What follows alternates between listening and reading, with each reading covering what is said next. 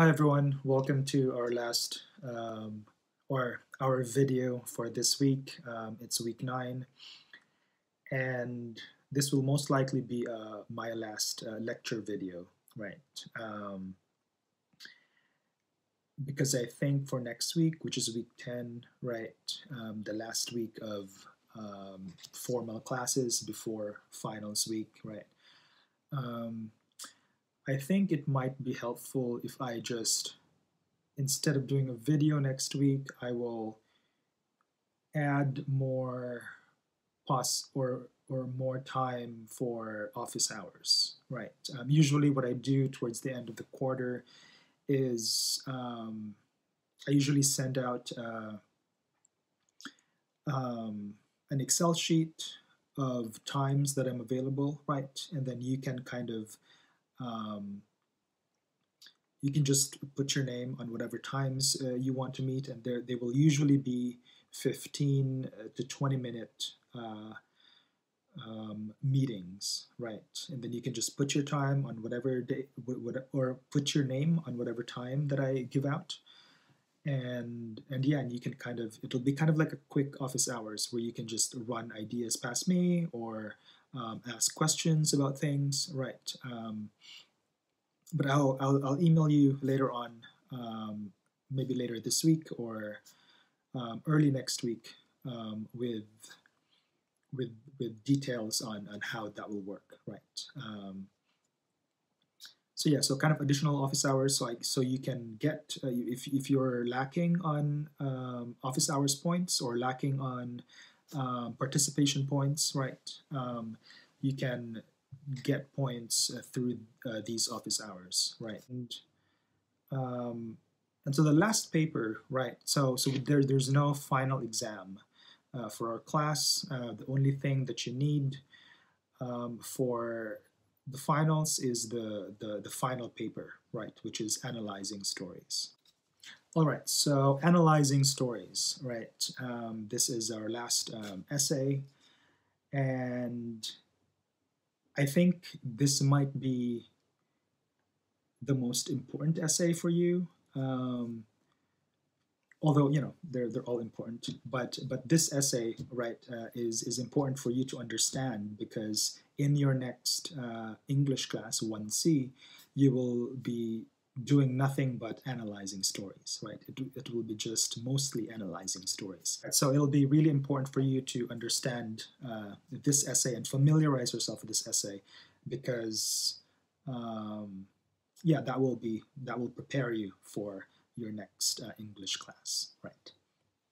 And this is also obviously my favorite essay because I am an English major, right? And I am an English major because I like stories, I like analyzing stories, I like reading them, right? And I like um, yeah, it's for me, it's reading stories are fun, right? And analyzing stories um, is fun, right? So this is the kind of essay that I prefer, right? Or this is what I do, right, in my research.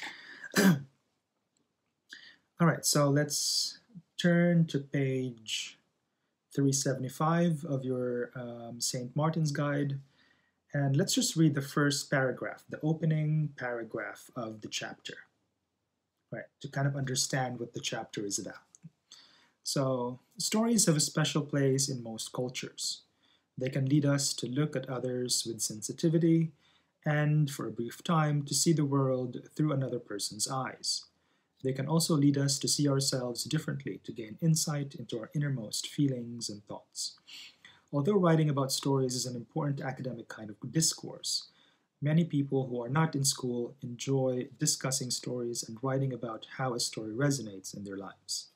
That is why book clubs, reading groups, and online discussions, discussion forums are so popular. Good stories tend to be enigmatic, in that they usually do not reveal themselves fully on first reading. Enigmatic means mysterious, right? So it can be enjoyable and enlightening to analyze stories and discuss them with other readers. Even very short stories can elicit fascinating analyses. For example, Ernest Hemingway wrote this 6 word story, which he reportedly claimed was his best work. Right. Um, so for this class, I've assigned you 2 short stories, right? And for the final paper, you will be asked to choose one of the 2 short stories and then analyze that, right? Either A Good Man is Hard to Find or Sun is Blues, right? But but look at this short story by Ernest Hemingway, right? It's a very short story. It's arguably the shortest short story there is. Um, and I actually first read this when I was, or knew about this short story when I was in undergrad, and the first time I saw it, I was like, "What the hell? Like, what is? How can you write a short story that's 6 words, right?" But the more you read it, the more you think about it, the more it actually means something complex, right? So here's the short story, right? For sale, baby shoes, never worn, never, never worn, right? Um, yeah, so that's all the short story is, right? So on the surface, right, it's an ad for baby shoes, right? It might be an I don't know, like an ad that's like posted on in a public space, or because this was probably written in the 30s, in the 40s, right, or maybe in the 50s. That's about the time period that Ernest Hemingway was writing. So I'm guessing there was no, cell phones or internet back then. So there was not like a text message or like a text or an online ad, right? So it must be kind of like a paper ad, like an ad on a paper, a newspaper, right? Or maybe a pamphlet, right? Or something like that. Um, but yeah, so it says for sale baby shoes never worn. So never worn, right? And when you're analyzing stories, and so let me just kind of go back, right? Um, Stories. I want you to think of stories not as, even though they might seem realistic, right? Or even though especially the stories that we've read, right? They're more on the realist, because there's also science fiction, there's fantasy, there's uh, myth, right? There's fables. They're not sort of realistic, right? Um, but stories, even if they seem realistic or they seem relatable, right? You have to see them as stories, as fiction, right? It might seem obvious, but some people say, "Oh, this is relatable, so it must be true." But no, like stories are works of art, which means they are composed of symbols, right? They're composed of words, um, which are made up, right? And they have their limits, right? Even though something seems very realistic, this is still only a representation of something, right? So when you're reading stories, I don't want you to think of it as real, right? And this is not as simple as it seems, right? You have to think of them as symbols, as um, especially when you're analyzing stories, right? You have to see them as as a sort of um, I guess as an orchestration of symbols, if that makes sense, right? It's a way of putting together symbols that create certain patterns, certain order, right? That is made up, that you can kind of either identify or disidentify or deconstruct, right? Um, and yeah, and so as symbols, right? For sale, baby shoes, never worn. Never worn, right? You can speculate right away um, that there might be that these baby shoes might be the shoes of a dead baby, right?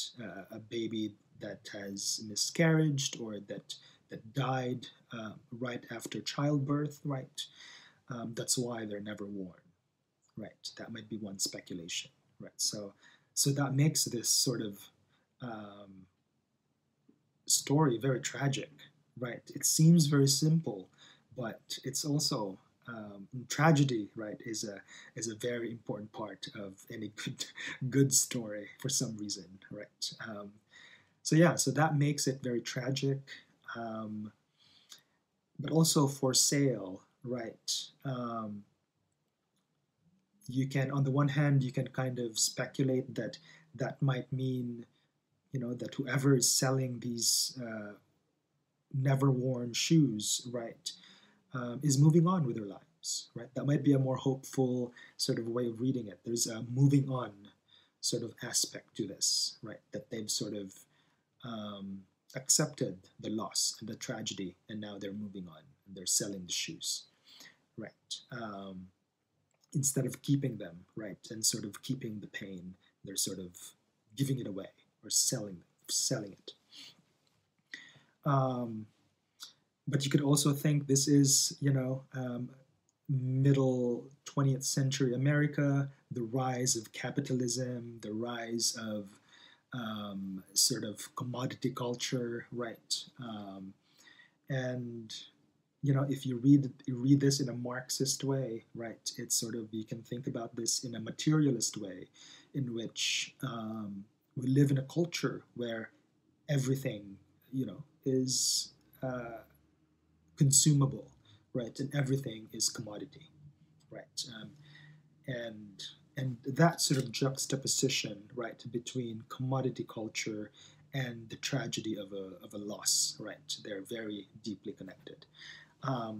So those are just some of the ways in which you can sort of, through which you can kind of speculate, right? You can analyze a story, right? What I was doing there is what's called close reading, right? Where you're analyzing, you're speculating, you're making sense of certain patterns within a story to argue that this is what this means, right?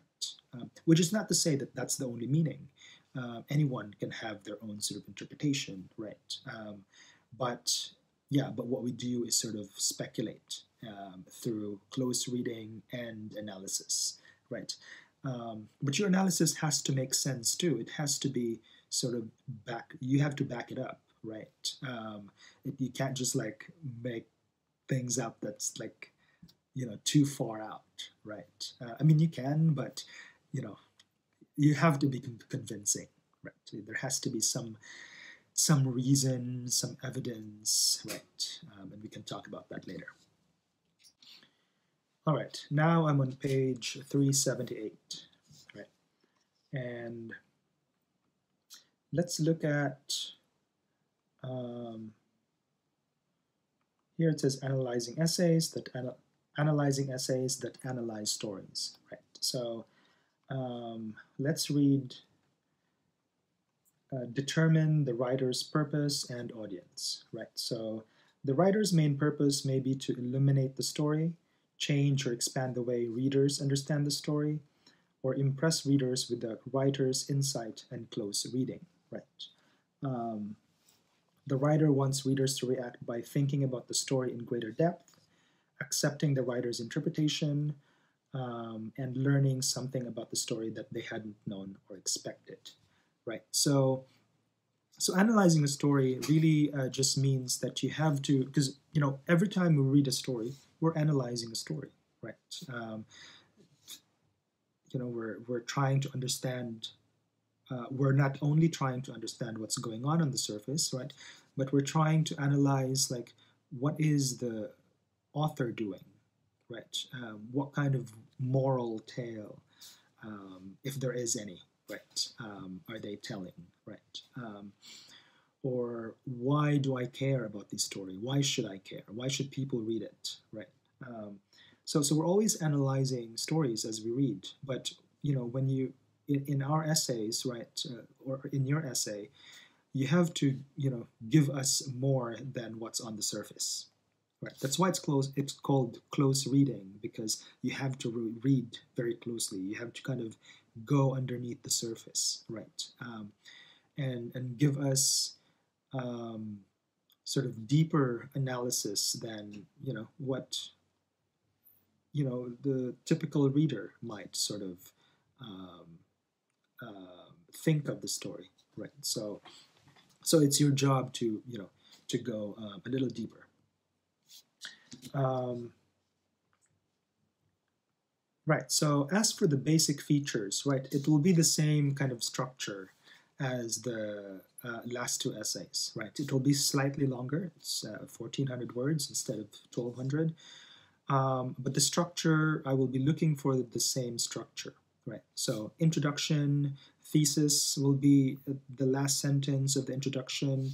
Then you'll have 3 or 4 body paragraphs, right? And there should be a sort of a paragraph that kind of like a counter argument paragraph, right? Where you will acknowledge sort of possible objections, right, of your analysis, right, and then obviously conclusion. So it'll be the same kind of structure, right? So you'll be asked to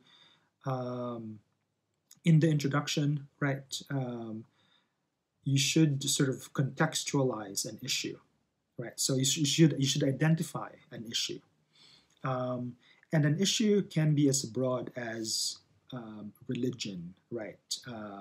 The portrayal of women, and I'm referring here to the two specific short stories that we've read: "A Good Man Is Hard to Find" and "Sonny's Blues," right? So it could be about religion, portrayal of women, portrayal of morality, good or bad, right?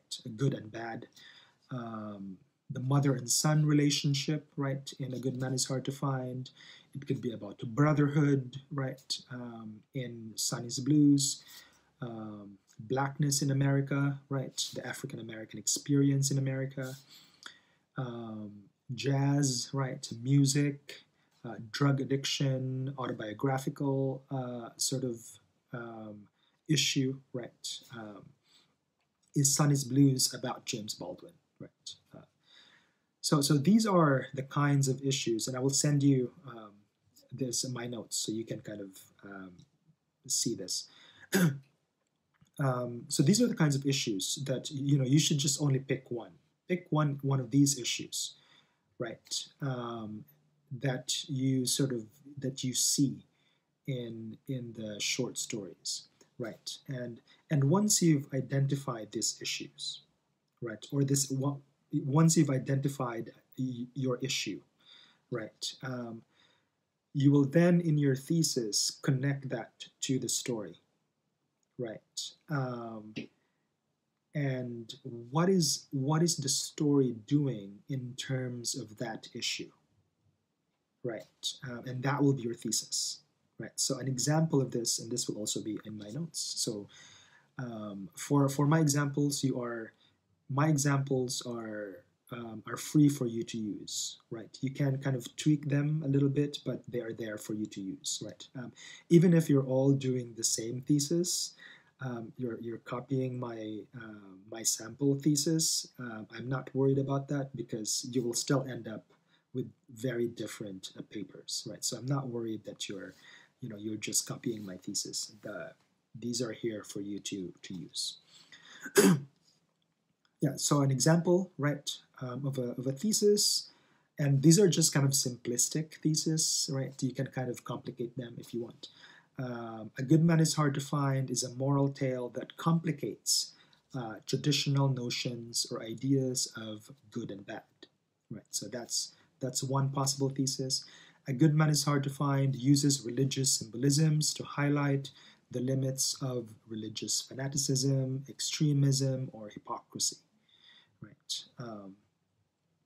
"Sonny's Blues" provides a counter-history to the experiences of African Americans in the U.S. Right? Sonny's Blues' portrayal of jazz highlights the importance of art among marginalized peoples. And "Sonny's Blues" can be interpreted as a mirror of James Baldwin's life growing up black and queer in mid 20th century America, right? So the last one is more sort of autobiographical. So that means that you're arguing that there is something similar to how James Baldwin portrayed Sonny to his own experience, to his own experiences, right, in America. So that's one way. So these are sample sort of thesis, right, that you are free to use, right. So the next basic feature, right, is a well-supported argument, right? So a well-supported argument, like your previous essays, will have sort of, you will back it up with evidence, right? And so evidence and then analysis, right?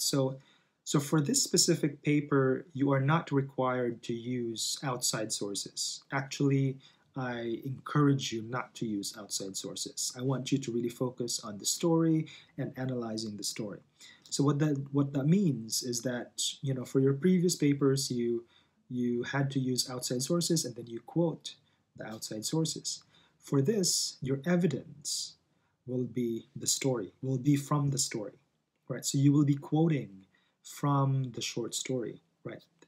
Sort of scenes, words that are being used, symbolisms that are being used, right? These are the kinds of evidences that that you will quote, that you will use in the story, or in your essay, right? So no outside sources, and you will be quoting from your chosen short story, right? And then obviously, right, you're getting evidence from the short story, and then you'll be providing analysis, right, of these sort of parts that of these evidence, right? Like this is, I'm trying to think of an example, which I can't. Let me see.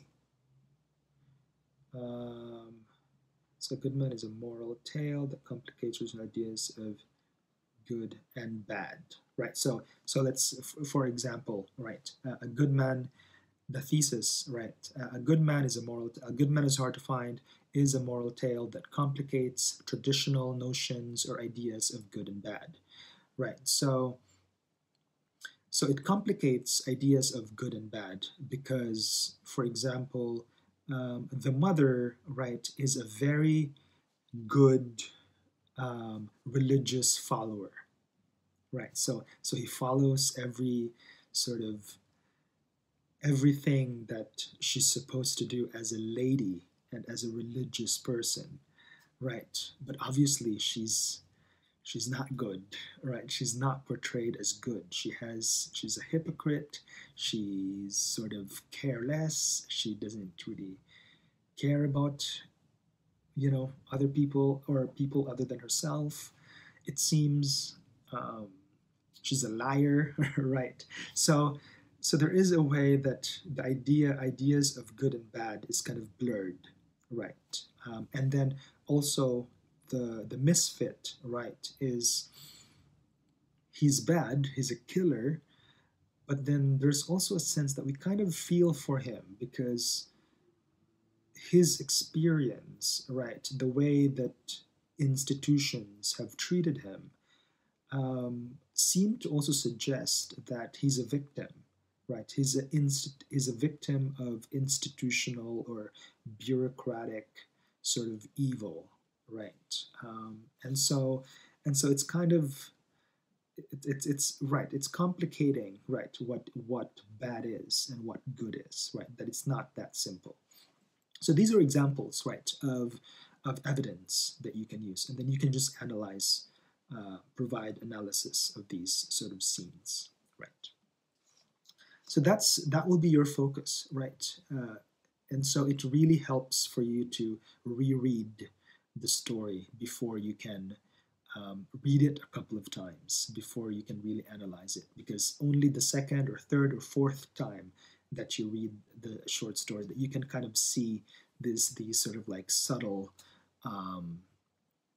subtle patterns, subtle kind of ways, that subtle workings, I guess, of the story. So last but not least is of the basic features is a clear and logical organization, right? So I won't talk too much about this because it's pretty much the same, right? The same sort of, it should be the same organizational structure as your first two essays, right? So I want to see, a clear sort of discussion of the issue, a clear thesis, right? And then in the body paragraphs, like the first sentence should be sort of a topic sentence. It should be a summary of the argument, right? And then there should be quotes, and then there should be analysis of quotes, and then there should be the last sentence of the body paragraph that sort of summarizes the argument of the paragraph, right? So the same structures, the same sort of organizational structures that I've talked about in my previous videos, right? So those are the things to think about that might be slightly different, right, from your first two essays. But now let's look at one of the examples, right? One of the examples here of analyzing a story essay, right? So this story is about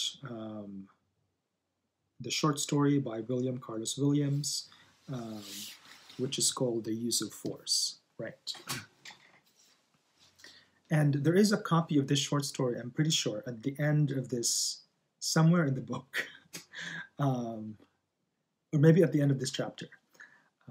So if you're interested, read the short story so you have a better sense of what they're talking about here.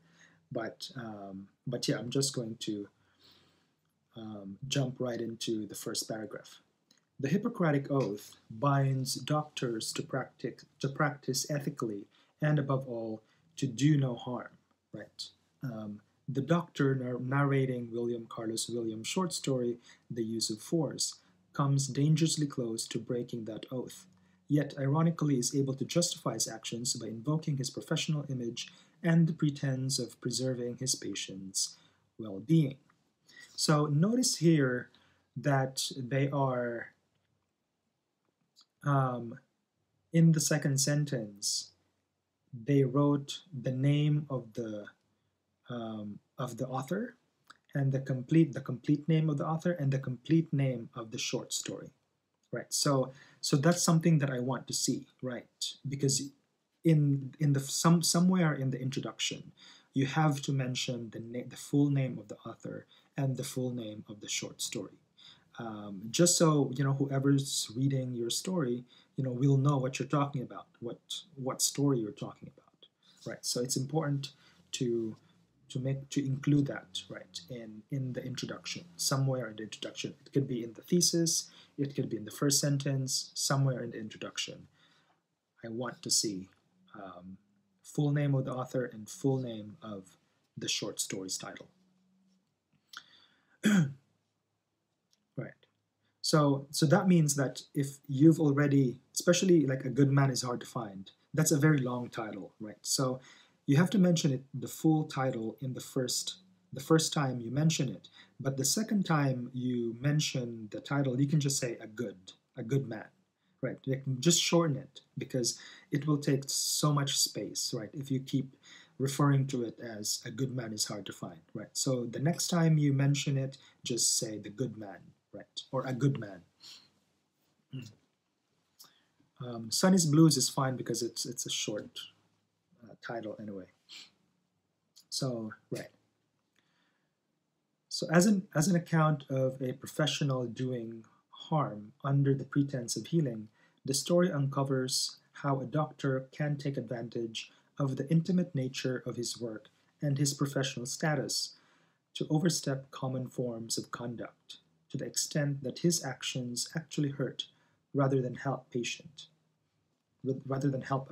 In this way, the doctor narrator actually performs a valuable service by warning readers indirectly through his story that blindly trusting members of his profession can have negative consequences. Right. So this is a very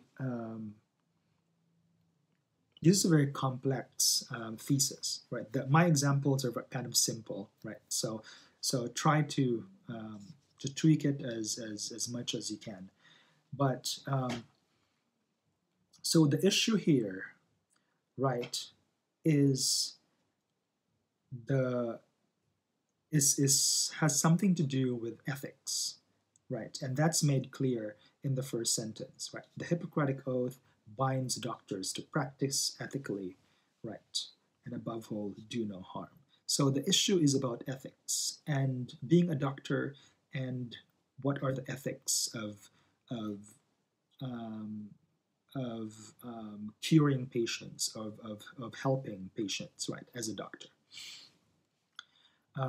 So that's the issue. And how they're tying that to the story is that they're saying that this is the ethics of being a doctor, but what the doctor in the short story is doing is abuse those ethics, or abuse the sort of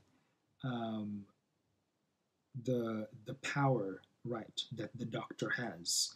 Because, as a doctor, usually you're supposed to trust the doctor because they're supposed to know what they're doing, they're supposed to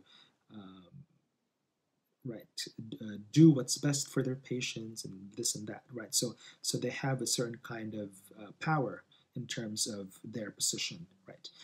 But obviously that power can also be abused, right? And so they're saying here that the doctor in the short story is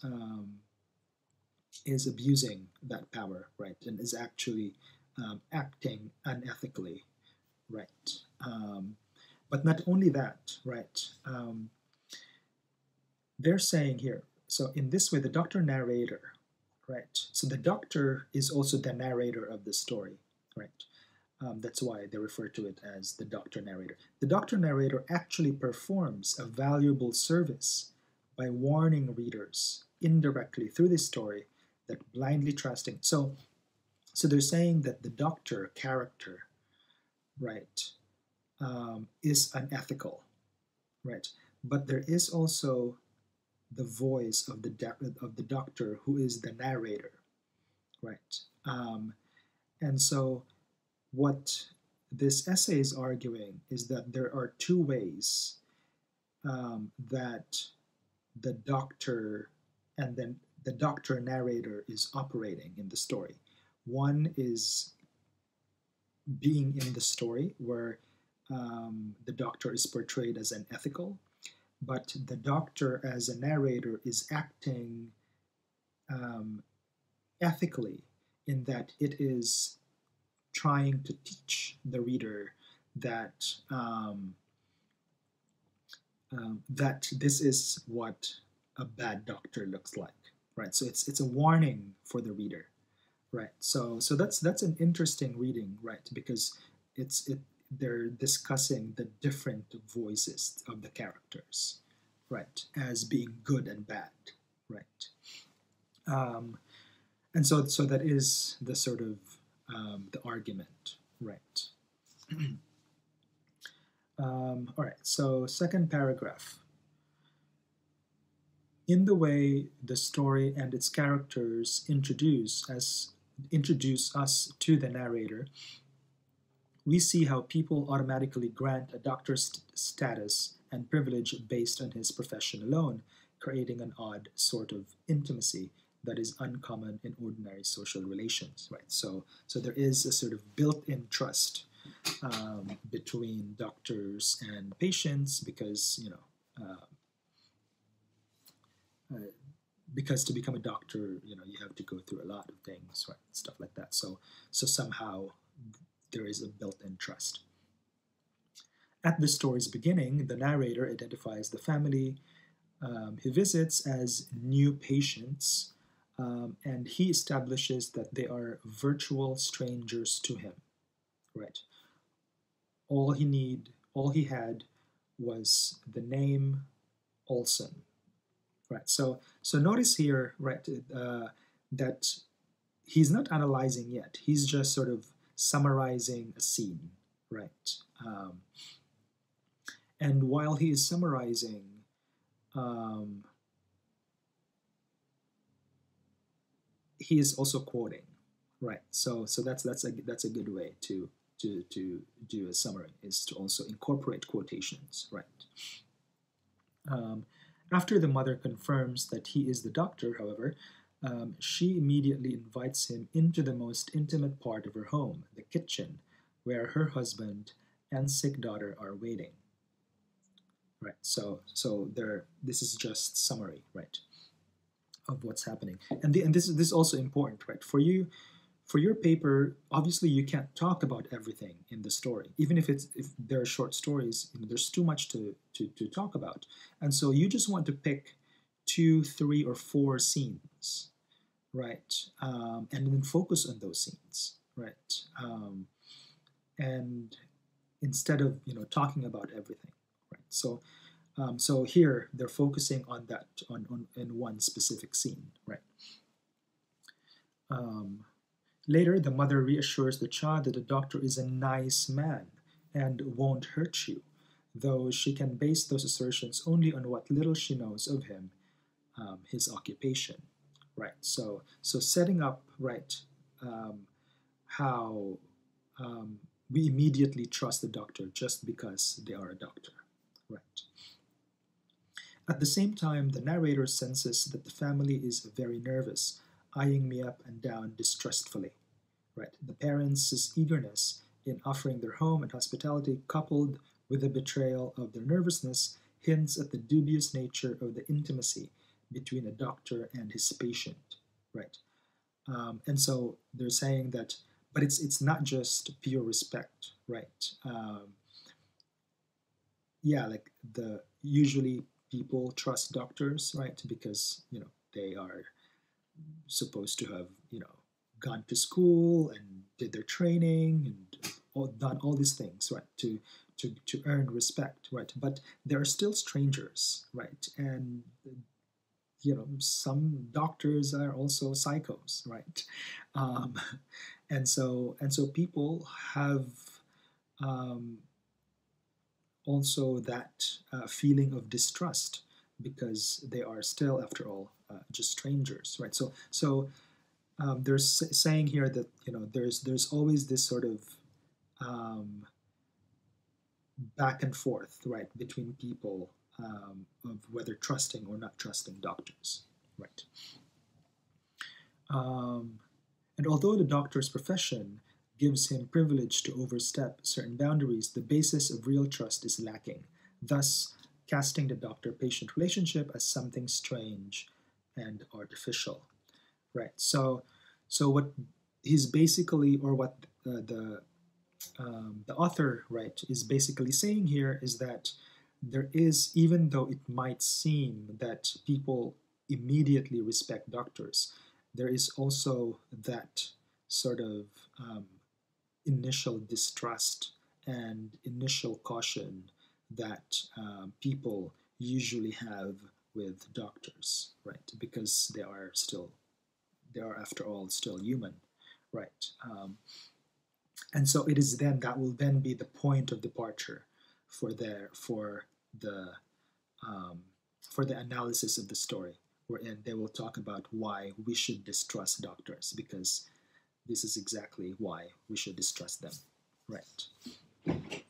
Um, so the narrator communicates to readers that he perceives both sides of the interaction and also admits to intentionally using the weight of his professional status against the family's natural distrust of outsiders. Right. The young girl, who is not yet adult enough to follow social conventions, might be read as representing the family's instinct for self-protection. Right.